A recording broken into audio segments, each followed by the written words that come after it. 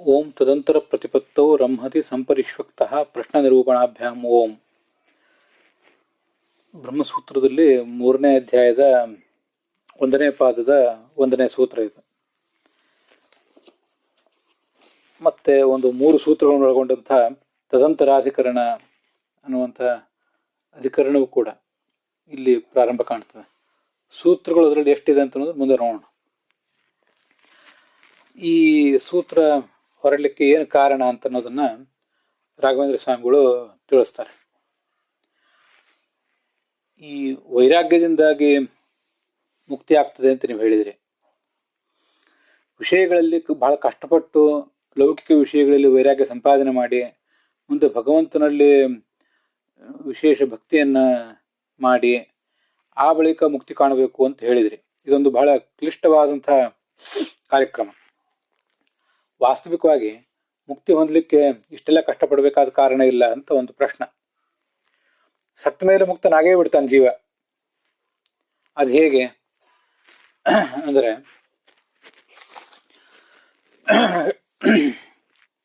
ಭೂತಬಂಧಸ್ತು ಸಂಸಾರ ಮುಕ್ತಿಸ್ತೇಭ್ಯೋ ವಿಮೋಚನಂ ಅಂತ ಶಾಸ್ತ್ರದಲ್ಲಿ ಕಂಡು ಬಂದಿದೆ. ಭೂತಬಂಧಸ್ತು ಸಂಸಾರ. ಸಂಸಾರ ಅಂದ್ರೆ ಏನು? ಪಂಚಮಹಾಭೂತಗಳ ಬಂಧನವೇ ಸಂಸಾರ. ಮತ್ತೆ ಮುಕ್ತಿ ಅಂದ್ರೆ ಏನು? ತೇಭ್ಯ ವಿಮೋಚನಂ. ಆ ಪಂಚಮಹಾಭೂತಗಳಿಂದ ವಿಮುಕ್ತಿಯನ್ನು ಪಡೆಯುವುದೇ ವಿಮೋಚನ ಅಂತ ಈಗ ಕಂಡು ಬಂದಿದೆ. ಇದು ವರಾಹ ಪುರಾಣದ ಮಾತು. ಮತ್ತೆ ಭಾರತದ ಒಂದು ಮಾತನ್ನು ಕೂಡ ಪೂರ್ವ ಪಕ್ಷದಲ್ಲಿ ಉದ್ಧರಿಸ್ತಾ ಇದ್ದಾರೆ. ಭೂತಾನ ವಿನಿವೃತ್ತಿಸ್ತು ಮರಣಂ ಸಮುದಾಹೃತಂ ಭೂತಾನಾಂ ಸಂಪ್ರಯೋಗಶ್ಚೈವ ಜನಿರಿತ್ಯೇವ ಪಂಡಿತೈಹಿ ಅಂತ. ಭೂತಾನಾಂ ವಿನಿವೃತ್ತಿ ಮರಣಂ. ಭೂತಗಳು ಹೊರಟು ಹೋಗುವುದೇ ಮರಣ. ಮತ್ತೆ ಭೂತಾನಾಂ ಸಂಪ್ರಯೋಗ. ಆ ಪಂಚಮಹಾಭೂತಗಳ ಸಂಪರ್ಕವೇ ಸಂಸಾರ, ಅದೇ ಹುಟ್ಟು ಅಂತ ಹೀಗೆ ಶಾಸ್ತ್ರದಲ್ಲಿ ವರ್ಣಿಸಿದ್ದಾರೆ. ಇದು ಭಾರತ. ಅದನ್ನು ಕೂಡ ಇದು ಸ್ಮೃತಿಭ್ಯಾಂ. ಸ್ಮೃತಿ ಅಂದ್ರೆ ಪುರಾಣಗಳು ಅಂತ ರಾಘವೇಂದ್ರ ಸ್ವಾಮಿಗಳ ತಾತ್ಪರ್ಯ. ಮೃತಿ ಮಾತ್ರೇಣ ಮುಕ್ತಿ ಅವಗಮಾತ್. ಸತ್ತು ಹೋದ ಅಂದ ಮಾತ್ರಕ್ಕೆ ಮುಕ್ತಿ ಆಗ್ತದಂತೆ ಅಲ್ಲಿ ವರ್ಣಿತ ಆಗಿದೆ. ಅದರಿಂದ ಸತ್ರ ಸಾಕು ನಾವು ಮುಕ್ತಿ ಪಡಿಲಿಕ್ಕೆ, ಹೊರತು ಇಷ್ಟೆಲ್ಲ ಕಷ್ಟಪಡಬೇಕಾದ ಅಗತ್ಯ ಇಲ್ಲ.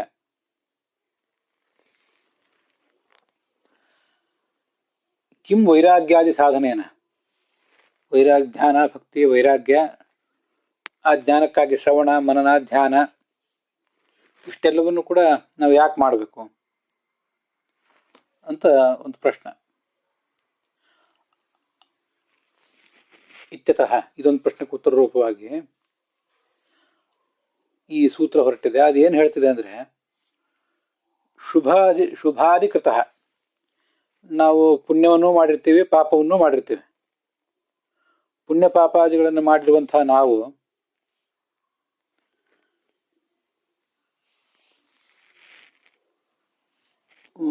ಮೃತ್ವ ಲೋಕಾಂತರಂ ಗಚ್ಚತಃ. ಸತ್ತು ಲೋಕಾಂತರಕ್ಕೆ ಹೋಗ್ತಾ ಇರುವಂತಹ ಜೀವನಿಗೆ ಭೂತಗಳ ಸಂಪರ್ಕವೂ ತಪ್ಪುತ್ತದೆ ಅಂತ ತಿಳ್ಕೋಬೇಡಿ. ಭೂತಗಳ ಸಂಪರ್ಕ ಅವನಿಗೆ ತಪ್ಪೋದೇ ಇಲ್ಲ. ಭೂತಗಳು ಅವನ ಜೊತೆಗೆ ಹೋಗ್ತವೆ. ಭೂತೈಹಿ ಅವಿನಾಭಾವ ಸಮರ್ಥನಾರ್ಥಂ. ಭೂತಗಳು ಅವನ ಜೊತೆಗೆ ಇದ್ದೇ ಇರ್ತವೆ, ಹೋಗೋದೇ ಇಲ್ಲ. ಅದನ್ನು ಸಮರ್ಥನೆ ಮಾಡಬೇಕಾಗಿದೆ. ಅದಕ್ಕಾಗಿ ಈ ಸೂತ್ರ ಇದೆ. ತದಂತರ ಪ್ರತಿಪತ್ತೌ ರಂಹತಿ ಅಂತ ಸೂತ್ರ. ಇಲ್ಲಿ ಈ ಒಂದು ಪ್ರಶ್ನೆ ಇದೆ ಮತ್ತೆ ಸಮಾಧಾನ ಇದೆ. ವಿಶೇಷ ಆಶಂಕ. ಶ್ವೇತಕೇತು ಆ ಬಾಲಕ ಮತ್ತೆ ಒಬ್ಬ ರಾಜ, ಅವರಿಬ್ಬರ ನಡುವೆ ನಡೆದಂಥ ಒಂದು ಸಂವಾದ. ಆ ಸಂವಾದಗಳಿಂದ ನಮಗೆ ತಿಳಿದು ಬರುವುದೇನು ಅಂದ್ರೆ, ತದರ್ಥಸ್ಯೇವ ಸಮರ್ಥನಾರ್ಥಂ ತ್ರ್ಯಾತ್ಮಕತ್ವಾತ್ ಇತ್ಯಾದೀನಿ ಪಂಚಾಧಿಕರಣಾನೆ. ಈ ಮುಂದಿನ 5 ಅಧಿಕರಣಗಳು ಕೂಡ ಅದಕ್ಕಾಗಿಯೇ ಹೊರಟಿವೆ. ತದ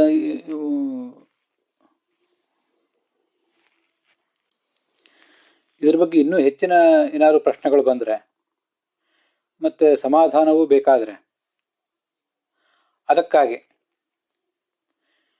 ಸಮಾಧಾನಾರ್ಥಂ ಚತುರ್ಥಿ ವಿಭಕ್ತಿ ದ್ವಿವಚನ. ಅದು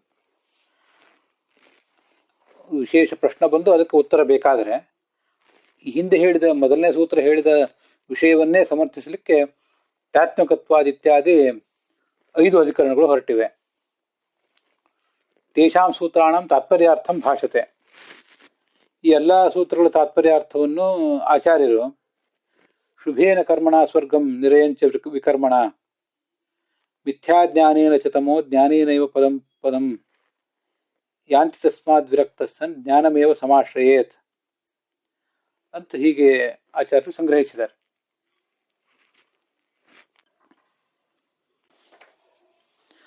ಈ ಅಧ್ಯಾಯದಲ್ಲಿ ಏನು ನಿರೂಪಿಸಿದ್ದಾರೆ 3ನೇ ಅಧ್ಯಾಯದಲ್ಲಿ ಅಂದರೆ ಮೋಕ್ಷ ಸಾಧನವಾದಂತಹ ವೈರಾಗ್ಯಾದಿಗಳನ್ನ ಸಾಧಕ ತಾಳಬೇಕು ಅಂತ ಹೇಳಿದ್ದಾರೆ. ಪ್ರಥಮ ಪಾದದಲ್ಲಿ ವಿಷಯ ಪದಾರ್ಥಗಳ ಭೋಗದಲ್ಲಿ ವೈರಾಗ್ಯ ನಾವು ತಾಳಬೇಕು. ಯಾಕೆಂದ್ರೆ ಆ ವಿಷಯ ಪದಾರ್ಥಗಳ ಆಸಕ್ತಿಯಿಂದಾಗಿ ಮನುಷ್ಯ ಏನೇನೋ ಯಜ್ಞಾದಿಗಳನ್ನು ಮಾಡ್ತಾನೆ, ಸ್ವರ್ಗಕ್ಕೆ ಹೋಗ್ತಾನೆ, ಮತ್ತೆ ಅಲ್ಲಿಂದ ಮರಳಿ ಬಂದೇ ಬರ್ತಾನೆ, ಗರ್ಭವಾಸದಲ್ಲಿ ಸಿಕ್ಕೊಳ್ತಾನೆ, ಸ್ವರ್ಗ ನರಕ ಇತ್ಯಾದಿಗಳು ಮಾಡ್ತಾನೆ ಇರ್ತಾನೆ.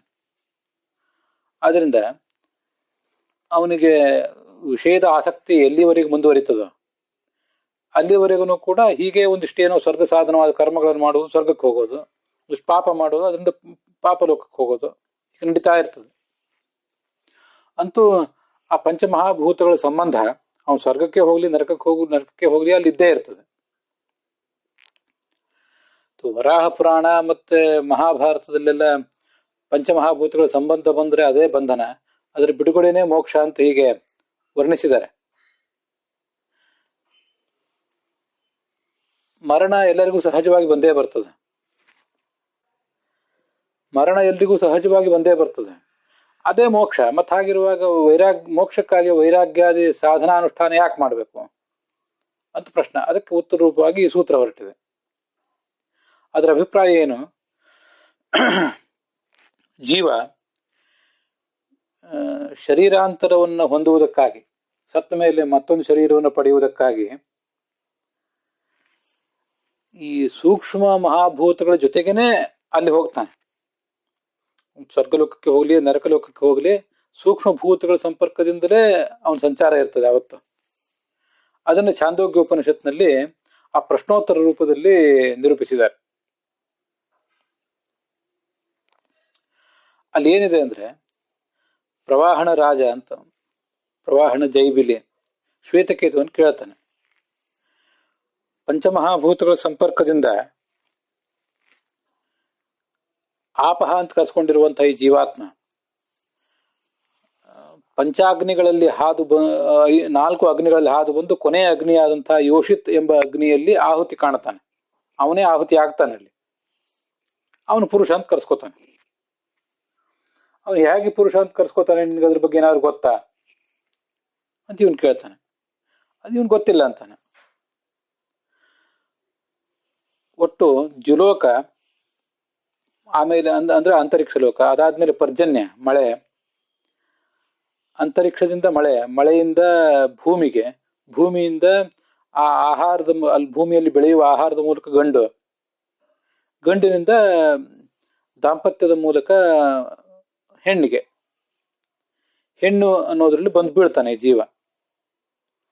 ಇವೇ 5 ಅಗ್ನಿಗಳು: ದ್ಯುಲೋಕ, ಪರ್ಜನ್ಯ, ಭೂಮಿ, ಗಂಡು ಮತ್ತು ಹೆಣ್ಣು ಅಂತಾನೆ 5 ಲೋಕಗಳು. ಹೀಗೆ ಅವನು ಬೀಳುವಾಗ ಎಲ್ಲ ಸಂದರ್ಭದಲ್ಲೂ ಕೂಡ ಪಂಚಮಹಾಭೂತಗಳ ಸಂಬಂಧವನ್ನು ಹೊಂದಿಯೇ ಇರ್ತಾನೆ. ಕೊನೆಯದಾಗಿ ಸ್ತ್ರೀ ಎಂಬ ಅಗ್ನಿಯಲ್ಲಿ ಅವನ ಆಹುತಿ ಆದಾಗ ರೇತವ ರೂಪವಾದ ಆಹುತಿ, ಆ ರೇತಸ್ಸಿನಲ್ಲೇ ಇವನಿರ್ತಾನೆ. ಆವಾಗ ಅವನಿಗೆ ಪುರುಷ ಅಂತ ಕರೀತಾರೆ. ಇವೆಲ್ಲ ಯಜ್ಞಗಳಿವು ಅಂತ ಅಲ್ಲಿ ಶಾಸ್ತ್ರದಲ್ಲಿ ಬಂದಿದೆ. ಇದೊಂದು ಪ್ರಶ್ನೋತ್ತರ. ಆ ಪ್ರಶ್ನೋತ್ತರದಿಂದ ನಮ್ಗೇನ್ ಗೊತ್ತಾಗ್ತದೆ ಅಂದ್ರೆ, ಪಂಚಮಹಾಭೂತಗಳನ್ನು ತೊರೆದರೂ ಸೂಕ್ಷ್ಮವಾದಂತಹ ಪಂಚಮಹಾಭೂತಗಳ ಸಂಬಂಧ ಆತನಿಗಿದ್ದೇ ಇದೆ ಅಂತ ಗೊತ್ತಾಗ್ತದೆ. ಆದ್ರಿಂದ ಮೋಕ್ಷ ಪರ್ಯಂತನೂ ಅವನಿಗೆ ಭೂತ ಬಂಧ ಅನಿವಾರ್ಯ. ಅದರಿಂದ ಮರಣವನ್ನೇ ಮೋಕ್ಷ ಅಂತ ತಿಳ್ಕೋಬೇಡಿ. ಸಪ್ತ ಮಾತ್ರಕ್ಕೆ ಯಾರಿಗೂ ಮೋಕ್ಷ ಆಗೋದಿಲ್ಲ. ಸಾಯುವುದೆಲ್ಲರೂ ಸತ್ತೇ ಸಾಯ್ತಾರೆ. ಜಾತಸ್ಯ ಹಿ ಧ್ರುವ ಮೃತ್ಯು. ಆದ್ರೆ ಸತ್ತವರೆಲ್ಲರೂ ಮೋಕ್ಷಕ್ಕೆ ಹೋಗೋದಿಲ್ಲ.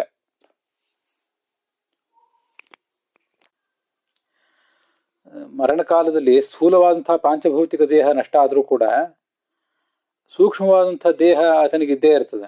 ಆ ದೇಹದ ಜೊತೆಗೇನೆ ಅವನು ಸ್ವರ್ಗ ನರಕಾದಿಗಳ ಜೊತೆಗೆ ಓಡಾಡ್ತಾನೆ. ಅವನಿಗೆ ಈ ಅನಿರುದ್ಧ ದೇಹ ಇರ್ತದೆ. ಅನಾದಿ ಕಾಲದಿಂದ ಅಸಜ್ಜಾವಸ್ಥೆಯಲ್ಲಿ ಅವನೇನು ಇರ್ತಾನಲ್ಲ, ಆಗ ಅವನಿಗೆ ಸ್ವರೂಪ ದೇಹ, ಅದರ ಮೇಲೆ ಆವೃತವಾಗಿ ಲಿಂಗ ದೇಹ ಇರ್ತದೆ. ಯಾವ ಕಲ್ಪದಲ್ಲಿ ಸೃಷ್ಟಿಗೆ ಬರ್ತಾನೋ ಆಗ ಅವನಿಗೆ ಈ ಅನಿರುದ್ಧ ದೇಹ ಬರ್ತದೆ. ಆ ಅನಿರುದ್ಧ ದೇಹ ಅವನಿಗೆ ಮುಕ್ತನಾಗುವವರೆಗೂ ಇದ್ದೇ ಇರ್ತದೆ. ಅನಿರುದ್ಧ ದೇಹ ಹೋಗಿ ಆಮೇಲೆ ಲಿಂಗ ದೇಹ ಹೋಗಿ ಮುಂದೆ ಅವನಿಗೆ ಸ್ವರೂಪ ದೇಹದಲ್ಲಿ ಇರುವ ಮುಕ್ತಿ, ಸ್ವರೂಪ ದೇಹದ ಜೊತೆಗೇನೆ ಇರುವಂತಹ ಮುಕ್ತಿ ಅದು ಬರೋದು. ಅದರಿಂದ ನಮಗೆ ನಾಲ್ಕನೇ ದೇಹ ಭೌತ ದೇಹ ಮಾತ್ರ ಹೋಗೋದು. ಅದರೊಳಗಿರುವಂತಹ ಅನಿರುದ್ಧ ದೇಹ ಇದ್ದೇ ಇರ್ತದೆ. ಆದ್ರಿಂದ ಅಲ್ಲೆಲ್ಲ ಪಂಚಮಹಾಭೂತಗಳ ಸಂಬಂಧ ಆತನಿಗೆ ಇದ್ದೇ ಇರ್ತದೆ.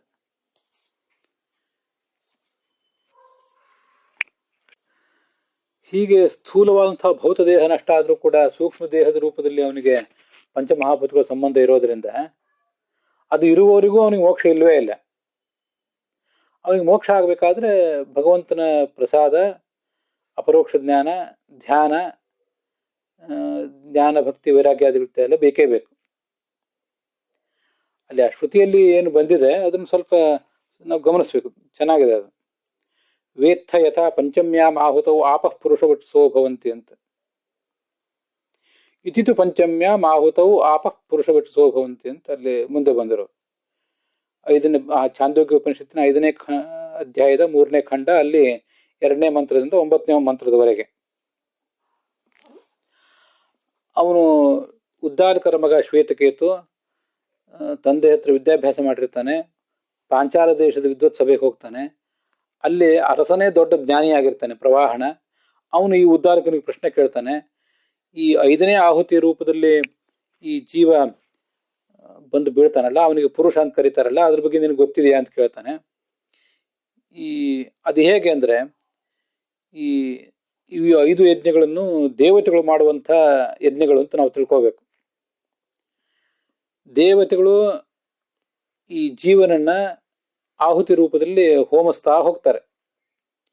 ಇದು ಪುನರ್ಜನ್ಮದ ಒಂದು ಪ್ರಕ್ರಿಯೆ.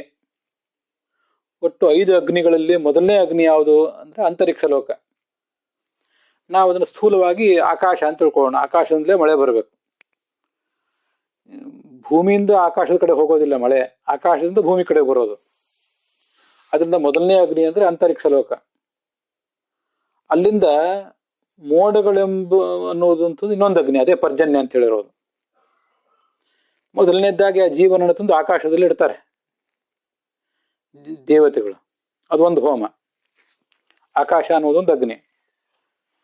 ಅದಾದ್ಮೇಲೆ ಆಕಾಶದಲ್ಲಿರುವಂತಹ ಆ ಜೀವ ಮಳೆ ಬಂದಾಗ ಆ ಮಳೆಯ ಮೂಲಕ ಮಳೆ ಎಂಬ ಅಗ್ನಿಯಲ್ಲಿ ಹುತನಾಗ್ತಾನೆ ಅಂತರಿಕ್ಷದ ಮೂಲಕ. ಹೀಗೆ ಮಳೆ ಅನ್ನೋದೊಂದು ಅಗ್ನಿ. ಹೀಗೆ ಆಕಾಶದ ಮೂಲಕ ಮಳೆಗೆ ಬರುವುದೇನಿದೆ ಅದೊಂದು ಹೋಮ. 2ನೇ ಅಗ್ನಿನೇ ಮಳೆ ಅಥವಾ ಮೋಡಗಳು. ಮಳೆ ಅನ್ನೋದಕ್ಕಿಂತ ಮೋಡ ಅಂತ ಅರ್ಥ. ಮೋಡ ಅಂತ ಸ್ಪಷ್ಟವಾಗಿ ಹೇಳಿದ್ದಾರೆ. ಪರ್ಜನ್ಯ ಅಂದ್ರೆ ಮೋಡ. ಮುಂದೆ ಮೋಡಗಳಿಂದ ಸುರಿತದಲ್ಲ ಮಳೆ, ಆ ಮೂಲಕ ಭೂಮಿಗೆ ಬಂದು ಬೀಳ್ತಾನ. ಅದು ಭೂಮಿ ಅನ್ನುವಂಥದ್ದು 3ನೇ ಅಗ್ನಿ. ಆ ಭೂಮಿ ಎಂಬ ಅಗ್ನಿಯಲ್ಲಿ ಅವನ ಆಹುತಿ ಆಯ್ತು. ಆ ಉಪಮಾನ ಕೂಡ ಎಷ್ಟು ಚೆನ್ನಾಗಿದೆ ಅದನ್ನು ಗಮನಿಸಿ. ನಾವು ಈಗ ಆಹುತಿ ಕೊಡುವಾಗ ತುಪ್ಪ ಮೊದಲಾದವುಗಳನ್ನ ಮೇಲಿಂದ ಕೆಳಗೆ ಸುರಿತಿತ್ತು. ಹಾಗೆ ದೇವತೆಗಳು ಎಲ್ಲಿಯೂ ತಾವಿದ್ದು ತಮ್ಮ ಅಧೀನದಲ್ಲಿದ್ದಂತಹ ಜೀವನನ್ನ ಅಂತರಿಕ್ಷ ಲೋಕಕ್ಕೆ ಸುರಿತಾರೆ, ತುಪ್ಪ ಹಾಕಿದಂಗೆ. ಅಂತರಿಕ್ಷ ಲೋಕದಿಂದ ಮುಂದೆ ಮೋಡಕ್ಕೆ ಸುರಿತಾರೆ. ಆ ಮೋಡದಿಂದ ಭೂಮಿಗೆ ಸುರಿತಾರೆ. ಭೂಮಿ ಅನ್ನೋದೊಂದು ಅಗ್ನಿ. ಆ ಭೂಮಿಯಲ್ಲಿರೋ ಅಗ್ನಿ ಅಂದ್ರೆ ಏನರ್ಥ? ಅಲ್ಲಿ ಆ ಮಳೆ ನೀರು ಭೂಮಿಗೆ ಏನು ಬೀಳ್ತದೆ, ಆ ಮಳೆ ನೀರನ್ನೇ ಹೀರಿ ಸಸ್ಯಗಳು ಬೆಳೆಯೋದು. ಸಸ್ಯಗಳು ಬೆಳೆಯೋದು ಆ ಮೂಲಕ ಸಸ್ಯಕ್ಕೆ ಸೇರಿ ಅವನು ಪುರುಷ ದೇಹಕ್ಕೆ ಪ್ರವೇಶ ಮಾಡ್ತಾನೆ. ಅಲ್ಲಿ ಪುರುಷ ದೇಹ ಅನ್ನೋದು 4ನೇ ಅಗ್ನಿ. ಒಂದು ಹೀಗೆ ತಿಳ್ಕೋಬಹುದು, ಮಳೆ ನೀರು ಮೂಲಕ ಭೂಮಿಗೆ ಬರ್ತಾನೆ, ಭೂಮಿಗೆ ಬಂದು ಆ ಮಳೆ ನೀರನ್ನ ಸಸ್ಯ ಹೀರ್ಕೋತದೆ. ಅಥವಾ ಕೆಲವು ಕಡೆ ಆ ಮಳೆ ನೀರಿನ ಮೂಲಕ ಅವನೇನು ಭೂಮಿಗೆ ಬರ್ತಾನೆ, ಯಾವುದೋ ಬಾವಿ ನದಿ ಇತ್ಯಾದಿಗಳು ಸೇರ್ಕೋತಾನೆ.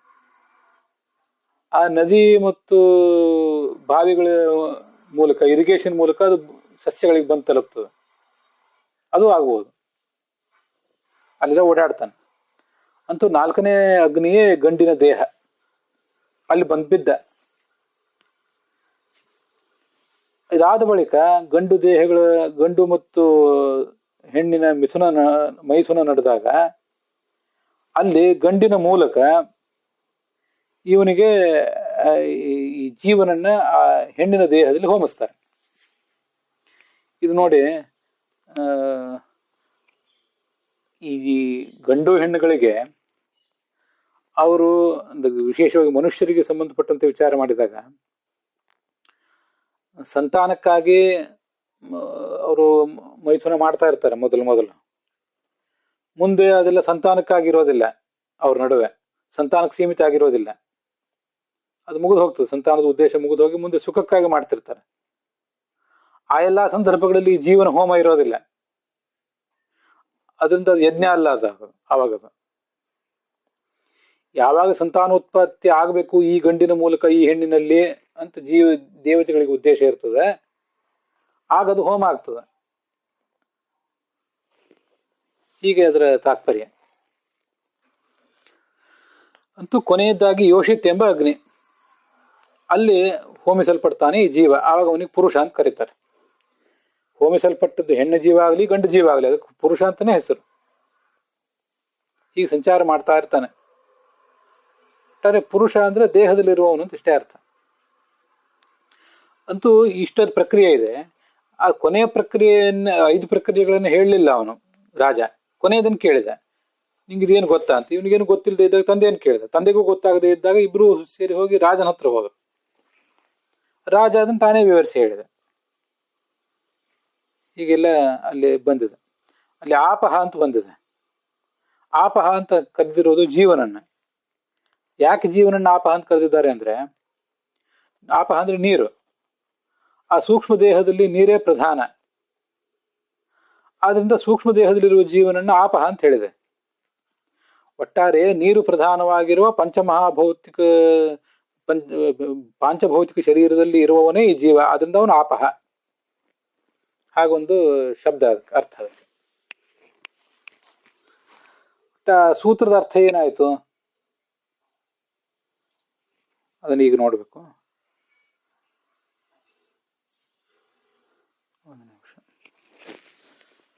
ತದಂತರ ಪ್ರತಿಪತ್ತೋ ರಮ್ಹತಿ ಸಂಪರಿಷ್ವಕ್ತಃ ಪ್ರಶ್ನ ನಿರೂಪಣಾಭ್ಯಾಮ್ ಅಂತ ಸೂತ್ರ. ಅಲ್ಲಿ ತದಂತರ ಪ್ರತಿಪತ್ತವು ಅಂದ್ರೆ ಇನ್ನೊಂದು ದೇಹವನ್ನ, ಪ್ರತಿಪತ್ತವು ಅಂತ ಸಪ್ತಮಿ ವಿಭಕ್ತಿ ಇದೆ, ಅಲ್ಲಿ ಇನ್ನೊಂದು ದೇಹವನ್ನು ಪಡೆಯುವುದಕ್ಕಾಗಿ ಅಂತ ಅರ್ಥ. ನಿಮಿತ್ತ ಎಂಬ ಅರ್ಥದಲ್ಲಿ ಸಪ್ತಮಿ ಬಂದಿದೆ. ಅಂತರ ಅಂದ್ರೆ ಇನ್ನೊಂದು, ತತ್ ಅಂದ್ರೆ ಶರೀರ, ಇನ್ನೊಂದು ಶರೀರವನ್ನು ಪಡೆಯುವುದಕ್ಕಾಗಿ. ರಂಹತಿ ಹೋಗುತ್ತಾನೆ, ಸಂಚರಿಸ್ತಾನೆ. ಸಂಪರಿಷ್ವಕ್ತಃ ಅಂದ್ರೆ ಸಂಬದ್ಧ, ಅವುಗಳ ಜೊತೆಗೂಡಿಯೇ. ಯಾವುಗಳ ಜೊತೆಗೂಡಿ ಅಂದ್ರೆ ಪಂಚಮಹಾಭೂತಗಳ ಜೊತೆಗೂಡಿ ಅಂತ. ಆ ಉಪನಿಷತ್ತಿನ ಮಾತು ಇತ್ಯಾದಿಗಳನ್ನು ಗಮನಿಸಿದಾಗ ಸೂತ್ರದಲ್ಲಿ ಪಂಚಮಹಾಭೂತಗಳಿಂದ ಸಂಪರಿಷ್ವಕ್ತನಾಗಿ ಅಂತ ಬರದೇ ಹೋದ್ರು ಕೂಡ ಪ್ರಸ್ತುತತ್ವಾದ್ಭೂತ ಈ ರೀತಿ ಅಲ್ಲಿ ಪ್ರಸ್ತುತವಾದದ್ದು ಯಾವುದು? ಪ್ರಾಯ ತಂತ್ರದೀಪಿಕಾದ ಮಾತಿದು ನಾನು ಈಗ ಓದಿದ್ದು. ಯಾವುದರಿಂದ ಪರಿವರ್ತನಾಗಿ ಅಂದ್ರೆ ಪಂಚಮಹಾಭೂತಗಳಿಂದ ಪರಿವರ್ತನಾಗಿ ಅಂತ ಅರ್ಥ. ಅಲ್ಲಿ ಆ ಉಪನಿಷತ್ನಲ್ಲಿ ಅದೇ ಬಂದಿರೋದ್ರಿಂದ. ಜೀವ ಅಂತನೂ ಸೂತ್ರದಲ್ಲಿಲ್ಲ, ಅದನ್ನು ಅರ್ಥಾತ್ ಅನ್ವಯ ಮಾಡ್ಕೋಬೇಕು ನಾವು.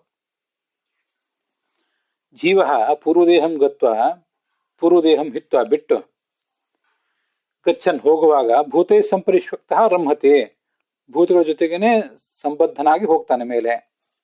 ಯಾಕೆಂದ್ರೆ ಕಿಮರ್ಥಂ ಅಂದ್ರೆ ತದಂತರ ಪ್ರತಿಪತ್ತು. ಯಾಕೆ ಹೀಗೆ ಅಂತಂದ್ರೆ ಅಲ್ಲಿ ಪ್ರಶ್ನೆ ನಿರೂಪಣಾಭ್ಯಾಮ್ ಅಂತಿದೆ.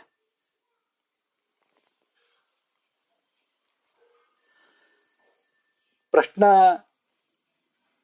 ಅಂದ್ರೆ ಪ್ರಶ್ನೆ ಅಂತ ಎಲ್ರಿಗೂ ಗೊತ್ತಿದೆ. ನಿರೂಪಣ ಅಂದ್ರೆ ಒಂದು ಪ್ರಶ್ನೆಗೆ ಉತ್ತರ ಕೊಡೋದು ಅಂತ ಅರ್ಥ. ಅದನ್ನ ನಾವು ಈ ಛಾಂದೋಗ್ಯ ಉಪನಿಷತ್ತಿನ 5ನೇ ಅಧ್ಯಾಯದ 3ನೇ ಖಂಡದ ಭಾಗದಲ್ಲಿ ಗಮನಿಸಬಹುದು. ಶ್ವೇತಕೇತು ಮತ್ತು ಅವನ ತಂದೆ ಒಂದು ಕಡೆ, ರಾಜ ಇನ್ನೊಂದು ಕಡೆ ಇದ್ದಾರೆ. ಅವರಿಬ್ಬರ ನಡುವೆ ಒಂದು ಪ್ರಶ್ನೆ ನಡೆದಿದೆ. ಆ ಪ್ರಶ್ನಕ್ಕೆ ನಿರೂಪಣ ಅಂದ್ರೆ ಉತ್ತರವೂ ಕೂಡ ಕಂಡಿದೆ.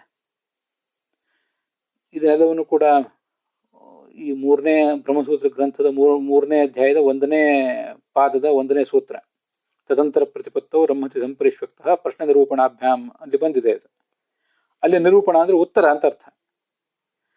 ಯಾಕೆಂದ್ರೆ ನಿರೂಪಣ ಅನ್ನೋ ಶಬ್ದಕ್ಕೆ ಆಚಾರ್ಯರು ಭಾಷ್ಯದಲ್ಲಿ ಪರಿಹಾರಾಭ್ಯಾಮ್ ಅಂತ ಹೇಳಿದ್ದಾರೆ. ಪ್ರಶ್ನೆ ಅಂದ್ರೆ ಪ್ರಶ್ನವೇ, ಅದಕ್ಕೆ ಉತ್ತರ ಕೊಡುವುದು ಅನ್ನೋದನ್ನ ಉತ್ತರ ಅನ್ನೋದನ್ನೇ ನಿರೂಪಣ ಎಂಬ ಶಬ್ದದಿಂದ ಹೇಳಿದ್ದಾರೆ. ಹಾಗಾಗಿ ಉತ್ತರ ಅನ್ನೋದಕ್ಕೆ ಒಂದು ಉತ್ತರ, ಇನ್ನೊಂದು ಪರಿಹಾರ, ಮತ್ತೊಂದು ನಿರೂಪಣ ಅಂತ ಹೀಗೆ 3 ಶಬ್ದಗಳನ್ನ ನಾವು ಗಮನಿಸಬಹುದು. ಪ್ರಶ್ನಂ ನಿರೂಪಯತಿ, ಪ್ರಶ್ನವನ್ನು ಉತ್ತರಿಸುತ್ತಾನೆ. ಪ್ರಶ್ನಂ ಪರಿಹರತಿ, ಪ್ರಶ್ನವನ್ನು ಉತ್ತರಿಸುತ್ತಾನೆ ಅಂತ ಹೀಗೆಲ್ಲ ಅದಕ್ಕೆ ವಾಕ್ಯ ಪ್ರಯೋಗವನ್ನು ಕೂಡ ಮಾಡಬಹುದು. ನಾವು ನಿರೂಪಣ ಅನ್ನೋ ಶಬ್ದವನ್ನ ವ್ಯವಹಾರದಲ್ಲಿ ಹೆಚ್ಚು ಬಳಸೋದಿಲ್ಲ. ಪ್ರಶ್ನಂ ಪರಿಹರತಿ ಅಂತ ಹೆಚ್ಚು ಬಳಕೆ ಮಾಡ್ತಾರೆ. ಪ್ರಶ್ನಂ ಉತ್ತರಯತಿ ಅಂತ ಹೀಗೆಲ್ಲ ಹೇಳ್ತಾರೆ. ಪ್ರಶ್ನಂ ವ್ಯಾಕರೋತಿ ಅಂತ ಕೂಡ ತಾತ್ಪರ್ಯ ನಿರ್ಣಯದಲ್ಲಿ ಒಂದ್ ಕಡೆ ಪ್ರಯೋಗ ಮಾಡಿದ್ ಕಂಡು ಬರ್ತದೆ. ಅದನ್ನ ಪ್ರಶ್ನೆಯನ್ನು ವ್ಯಾಖ್ಯಾನಿಸುವುದು ಅಂತ. ಪ್ರಶ್ನೆಯನ್ನು ಕ್ಲಿಯರ್ ಮಾಡೋದಲ್ಲ, ಪ್ರಶ್ನೆಗೆ ಉತ್ತರವನ್ನು ಹೇಳೋದು ಅಂತಾನೆ ಅದಕ್ಕೆ ಅರ್ಥ. ಹಾಗೆ ಇಲ್ಲೂ ಕೂಡ ಪ್ರಶ್ನಂ ನಿರೂಪಯತಿ ಅಂತಂದ್ರೆ ಪ್ರಶ್ನೆಗೆ ಉತ್ತರವನ್ನು ಹೇಳ್ತಾರೆ ಅಂತ. ಯಾಕಂದ್ರೆ ಪರಿಹಾರ ಅಂತಾನೆ ಅಲ್ಲಿ ಶಬ್ದ ಬಂದಿದೆ. ಟಿಪ್ಪಣಿಗಳಲ್ಲಿ ಎಲ್ಲ ಕಡೆನೂ ಕೂಡ ಪ್ರಶ್ನೋತ್ತರ, ಪ್ರಶ್ನ ಅಂದ್ರೆ ಪ್ರಶ್ನವೇ, ನಿರೂಪಣ ಅಂದ್ರೆ ಉತ್ತರ ಅಂತ ಹೀಗೆ ಬಂದಿದೆ. ಅದೊಂದು ಅಪರೂಪದ ಶಬ್ದ ನಿರೂಪಣ ಅಂತ ಹೇಳಿ. ಅದನ್ನ ನಾವು ವ್ಯವಹಾರದಲ್ಲೂ ಕೂಡ ತರಬಹುದಾದ ಶಬ್ದ. ಈಗ ಅದನ್ನೆಲ್ಲ ಶಾಸ್ತ್ರದಲ್ಲಿ ಪ್ರಯೋಗ ಮಾಡಿರ್ತಾರೆ, ನಾವು ತರಬೇಕಾದದ್ದು ಒಂದು ಮುಖ್ಯ ಅಷ್ಟೇ. ಬ್ರಹ್ಮಸೂತ್ರದ 3 ಅಧ್ಯಾಯದ 1ನೇ ಪಾದದ 1ನೇ ಸೂತ್ರದಲ್ಲಿ ಬಳಕೆ ಕಂಡಿರುವಂತಹ ನಿರೂಪಣ ಅನ್ನುವ ಶಬ್ದದ ವಿವರಣೆ ಇದು. ಇದನ್ನು ಸ್ವಲ್ಪ ನಾನು ವಿವರವಾಗಿ ಹೇಳಿದೆ, ಯಾಕೆಂದ್ರೆ ಸಂಸ್ಕೃತ ಭಾಷೆಯನ್ನು ಕೂಡ ನಾವು ಅಧ್ಯಯನ ಮಾಡಬೇಕು ಅಂತ. ಮುಂದೆ 7ನೇ ಗದ್ಯ ಭಾಗ ನೋಡ್ಬೇಕು ನಾವು ತತ್ವಮಂಜರಿಯಲ್ಲಿ. ಜೀವ ಇತ್ಯನ್ವೇತಿ ಯಾತಿ ತಸ್ಮಾತ್ ವಿರಕ್ತಸ್ಸನ್ ಜ್ಞಾನಮೇವ ಸಮಾಶ್ರಯೇತ್. ಶುಭ ಕರ್ಮದಿಂದ ಸ್ವರ್ಗಕ್ಕೂ ಅಶುಭ ಕರ್ಮದಿಂದ ನರಕಕ್ಕೂ ಹೋಗ್ತಾನೆ. ಯಾರು ಹೋಗ್ತಾರೆ ಅಂದ್ರೆ ಜೀವ ಹೋಗ್ತಾನೆ. ಜೀವ ಅಂತ ಅನ್ವಯ ಮಾಡ್ಕೋಬೇಕು. ಮುಂದೆ ಯಾತಿ ತಸ್ಮಾತ್ ವಿರಕ್ತಸ್ಸನ್ ಅಂತ ಮುಂದೆ ಇದೆ. ಆ ಯಾತಿ ಅಂತ ಅನ್ನೋದನ್ನ ಇಲ್ಲಿ ಆಕರ್ಷಣೆ ಮಾಡ್ಕೊಳ್ಬೇಕು, ಮೊದಲೇ ಇಲ್ಲೇ ಇಟ್ಕೋಬೇಕು. ಅದೇನರ್ಥ ಅಂದ್ರೆ ಇಹ ಮೃತ್ವ, ಈ ಜಗತ್ತಿನಲ್ಲಿ ಸತ್ತು ಗಚ್ಚನ್ ಮೇಲೆ ಹೋಗುವ ಜೀವ ಶುಭೇನ ಕರ್ಮಣ ಸ್ವರ್ಗಂ ಯಾತಿ,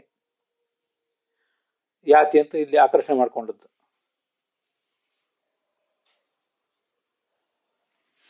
ಯಾಕಂದ್ರೆ ಮುಂದೆ ಅಲ್ಲಿ ಏನಿದೆ, ಜ್ಞಾನೇನೈವ ಪರಂಪದಂ ಯಾತಿ ಅಂತಿದೆ. ಯಾತಿ ಅಂತ ಅನ್ನೋದು ಮೋಕ್ಷಕ್ಕೆ ಸಂಬಂಧಪಟ್ಟಂತೆ ಅಲ್ಲಿ ಪ್ರಯುಕ್ತ ಆಗಿದೆ ತತ್ವಮಂಜರಿಯಲ್ಲಿ, ಅಣುಭಾಷ್ಯದಲ್ಲಿ. ಆದ್ರಿಂದ ಅಲ್ಲಿ ಬಂದಿರೋದನ್ನ ಈಗ ಮೊದಲನೇ ತಗೊಳ್ಬೇಕು ಅಂತ ಅರ್ಥ. ಪರಂಪದಂ ಯಾತಿ, ಮೋಕ್ಷಕ್ಕೆ ಹೋಗ್ತಾನೆ ಅನ್ನೋಲಿರೋ ಯಾತಿ ಅನ್ನೋದನ್ನ ಈಗ ಸ್ವರ್ಗಕ್ಕೆ ಹೋಗ್ತಾನೆ ಅನ್ನೋಲು ಇಟ್ಕೊಳ್ಳೋಣ. ನತು ಶುಭ ಕರ್ಮಕೃತ ಮುಕ್ತ್ಯಾಖ್ಯಂ ಪರಂಪದಂ ಯಾತಿ ಇತ್ಯರ್ಥ. ಪುಣ್ಯ ಮಾಡಿದ ಮಾತ್ರಕ್ಕೆ ಮುಕ್ತಿ ಎಂಬ ಪರಪದಕ್ಕೆ ಯಾರು ಹೋಗೋದಿಲ್ಲ. ತಥಾಚ ಮರಣ ಮಾತ್ರೇಣ ಪುನರಾವೃತ್ತಿ ಲೋಕಸ್ಯೈವ ಪ್ರಾಪ್ತ್ಯ. ಸತ್ತಾಗ ಆಗೋದೇನು? ಪುನರಾವೃತ್ತಿ ಇಲ್ಲದೆ ಇರುವ ಲೋಕ ಸಿಗೋದು ನಿಮ್ಗೆ. ನೀವು ಪುಣ್ಯ ಮಾಡಿದ್ರೆ ಸ್ವರ್ಗಕ್ಕೆ ಹೋಗ್ತೀರಿ, ಅಲ್ಲಿಯೂ ಪಾಪ ಮಾಡಿದ್ರೆ ನರಕಕ್ಕೆ ಹೋಗ್ತೀರಿ. ಮೋಕ್ಷಾಭಾವತ್, ಮೋಕ್ಷ ಆಗೋದಿಲ್ಲ. ಭೂತ ನಿವೃತ್ತೇ ಮುಕ್ತಿ ಹೇತುತ್ವೇಪಿ. ಭೂತ ನಿವೃತ್ತಿ ಅನ್ನೋದು ಮುಕ್ತಿನೇ ಹೌದು. ನಾವು ಅದ್ರ ಬಗ್ಗೆ ನಾವು ಅಲ್ಲ ಅಂತ ಹೇಳ್ತಿಲ್ಲ.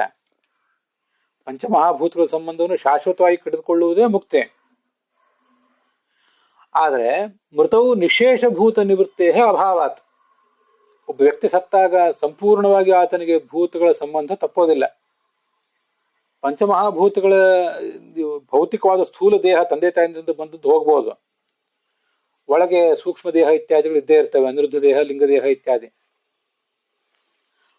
ಸಂಪೂರ್ಣವಾಗಿ ಹೋಗ್ಬೇಕಲ್ಲ, ಅನಿರುದ್ಧ ದೇಹವೂ ಹೋಗ್ಬೇಕು, ಲಿಂಗ ದೇಹ ಹೋಗ್ಬೇಕು. ಅದಕ್ಕಾಗಿ ಕಾಮ್ಯ ಶುಭ ಕರ್ಮಣಿ ವೈರಾಗ್ಯಂ ವಿಧೇಯಂ. ಅದಕ್ಕಾಗಿ ಇವನೇನ್ ಮಾಡ್ಬೇಕು, ಶುಭವಾದ ಕರ್ಮದ ಬಗ್ಗೆನೂ ವೈರಾಗ್ಯ ತಾಳ್ಬೇಕು ಇವನು. ಯಾಕೆಂದ್ರೆ ಅದು ಕಾಮ್ಯ ಆಗಿದ್ರೆ, ಮತ್ತೆ ನಿಮ್ಮನ್ನು ಸಂಸಾರಕ್ಕೆ ತಂದು ಬೀಳಿಸುವಂತಿದ್ರೆ ಕಾಮ್ಯವಾದ ಶುಭ ಕರ್ಮದ ಬಗ್ಗೆ ವೈರಾಗ್ಯ ತಾಳ್ಬೇಕು. ಅಕಾಮ್ಯವಾದಂತಹ ಶುಭ ಕರ್ಮದ ಬಗ್ಗೆ ಮಾತ್ರ ಆಸಕ್ತಿ ಇಟ್ಕೋಬೇಕು. ಅದು ಜ್ಞಾನ ಭಕ್ತಿ ವೈರಾಗ್ಯಾದಿಗಳಿಗೆ ಪೋಷಕ ಆಗ್ತದೆ. ಅದರಿಂದ ಶುಭ ಅಶುಭ ಎರಡನ್ನೂ ಪರಿತ್ಯಾಗ ಮಾಡುವುದು ಅಂತ ಹೇಳ್ತಿರ್ತಾರಲ್ಲ, ಶುಭಾಶುಭ ಪರಿತ್ಯಾಗಿ ಅಂತ ಗೀತಾ ಹೇಳುವುದಲ್ಲ ಈ ದೃಷ್ಟಿಯಿಂದಲೇ.